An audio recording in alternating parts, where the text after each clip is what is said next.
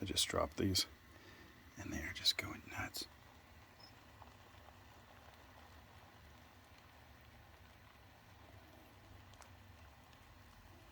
How's that for nightmare fuel? I mean, up close, they're huge.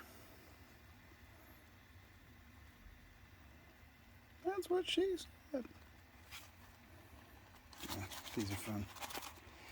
Get these superworms at Front Range Reptiles in Fort Collins, Colorado. And my chameleon, who's back there, she's that little fluorescent green bit. And my bearded dragon, love them. Yeah, she likes them a lot better than her veggies. She ate about half of them today, but she'll take hornworms and superworms any day.